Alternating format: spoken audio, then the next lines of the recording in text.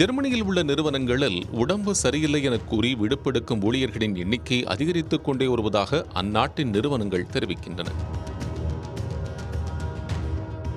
அதாவது கடந்த 2021ஆம் ஆண்டில் ஒரு ஊழியர் சராசரியாக 11.1 நாட்கள் வரை விடுப்பெடுப்பதாகவும் 2023ஆம் ஆண்டில் ஒரு ஊழியர் சராசரியாக 15.1 நாட்கள் வரை விடுப்பெடுப்பதாகவும் தகவல் வெளியாகியுள்ளது. இப்படி ஊழியர்கள் அதிகமாக விடுப்பெடுப்பதால் அது நிறுவனங்களை பாதிப்பது மட்டுமல்லாமல் 2023ஆம் ஆண்டில் மட்டும் ஜெர்மனியின் மொத்த ஜிடிபியில் 0.8% சரிவு ஏற்பட்டுள்ளதாகவும் தரவுகள் தெரிவிக்கின்றன. இதனால் உடம்பு சரியில்லை என கூறி விடுப்பு எடுப்பவர்கள் உண்மையிலேயே உடல்நலில் தொய்வு ஏற்பட்டுதான் இருக்கின்றனரா என்பதை கண்டுபிடிக்கும் முயற்சியில் ஜெர்மனியில் உள்ள நிறுவனங்கள் இறங்கியுள்ளன.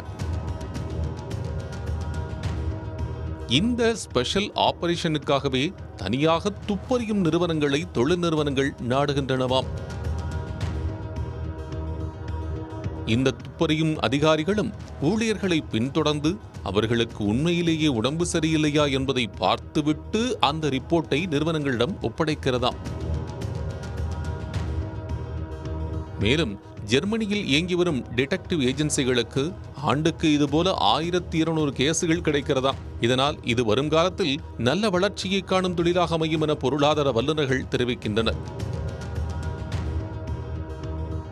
இதேபோல கடந்த ஆண்டில் மென்பொருள் நிறுவனத்தில் பல நாட்கள் விடுமுறை எடுத்த ஒரு பெண் ஊழியர் பணிக்கு திரும்பியதும் நிறுவனத்திடம் போலி டாக்டர் சான்றிதழ் சமர்ப்பித்துள்ளார்.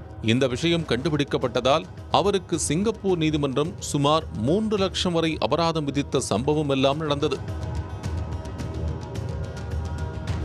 ஆனால் ஜெர்மனியின் தொழிலாளர்கள் சட்டத்தின்படி ஒரு ஊழியருக்கு 6 வாரங்கள் வரை சிக் லீவ் எடுத்துக் கொள்ளலாம். இதனால் தொழிலாளர்களின் தனியுரிமையை பறிக்கும் விதத்தில் இருப்பதாக சமூக செயற்பாட்டாளர்கள் இதுபோன்ற செயல்களுக்கு கண்டனம் தெரிவித்து வருகின்றனர்.